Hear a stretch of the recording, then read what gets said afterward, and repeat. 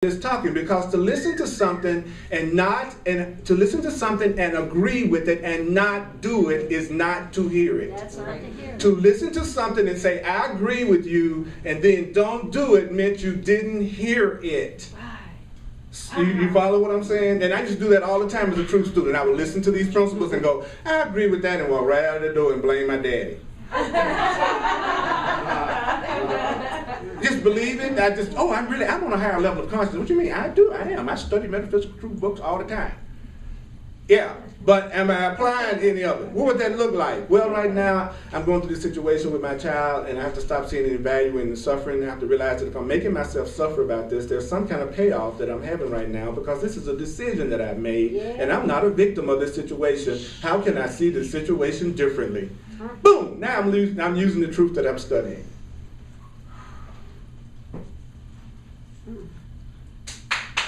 But if every solution that you come up with is always a human point of view, you are not using the truth. In other words, if I walk out of here today and I say that I'm having a financial problem because of the economic policies of the country, then I am not a truth student. If I say that I'm having a problem in relationship because the other person is somehow not acting right, I am not practicing the truth.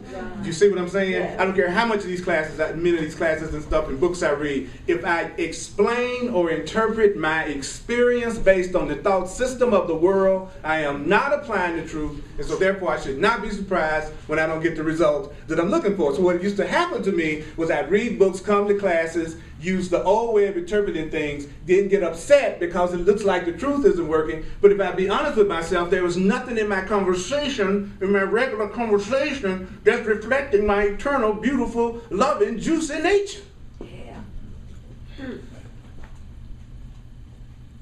I chose my mother and my father. I knew exactly what they were going to go through, because everything they were going to go through was going to teach me a lesson that my soul needed to learn in order to evolve. I chose to be black and I chose to be a man because of the lessons that I thought those things would teach me in my spiritual evolution. I went to the body store and said, give me that black body right over there. That's on sale.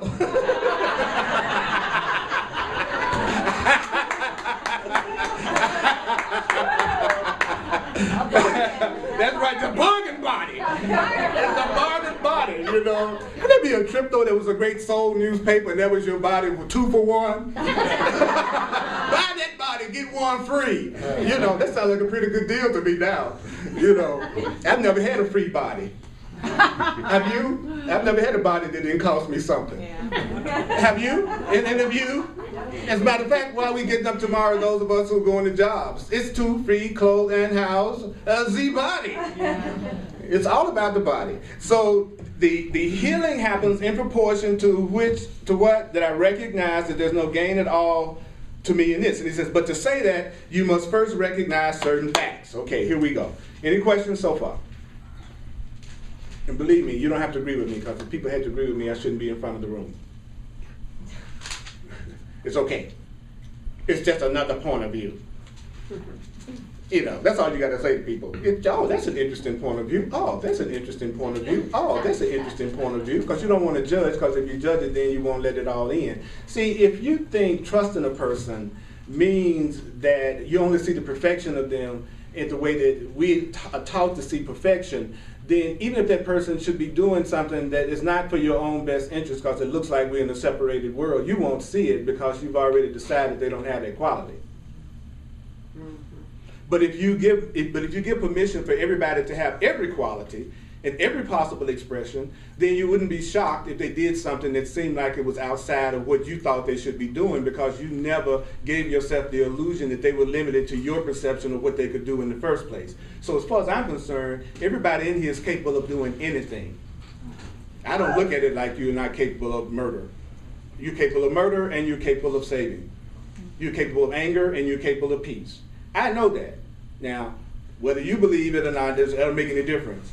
Because if I don't see it that way, then I'm opening up the possibility of those things happening to show me that that is indeed a part of your consciousness and my consciousness and our psychology. So if I just go ahead and admit that there are all kinds of possibilities that could happen in any situation with anybody, then there's no need for the universe to show me that I'm in denial.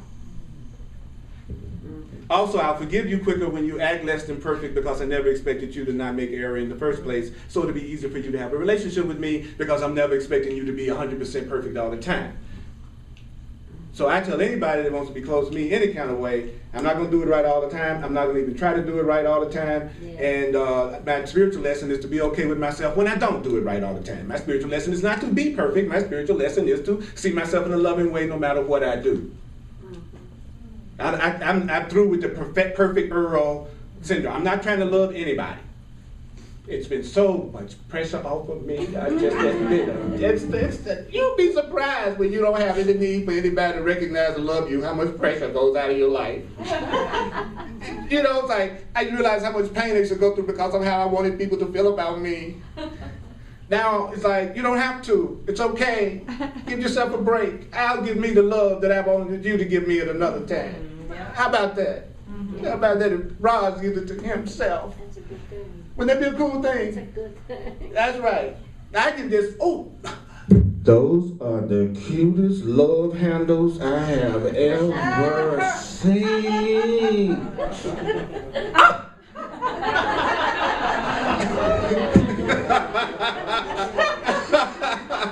And then you'll attack a love handle lover. The love handle lover will show up for you. Could it be that easy? Yes, it really could. It could actually be that easy if you just ask.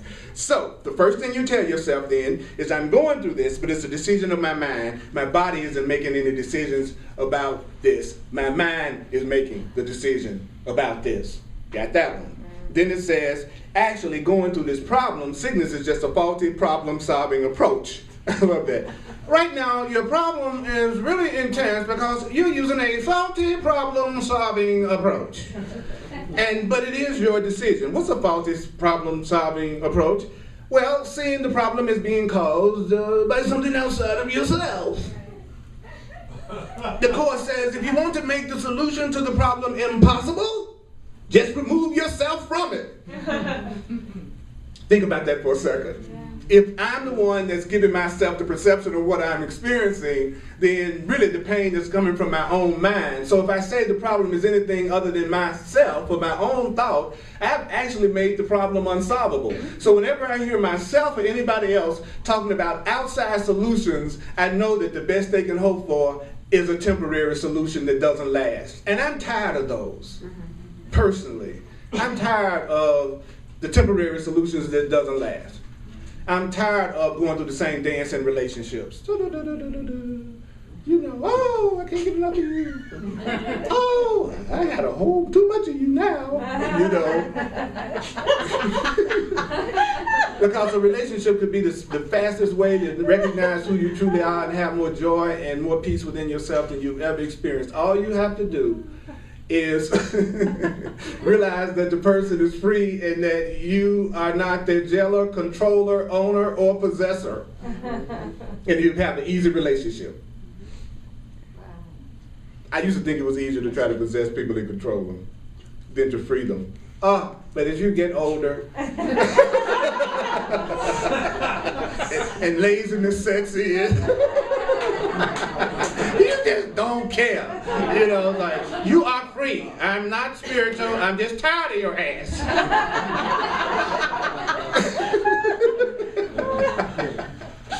There you go.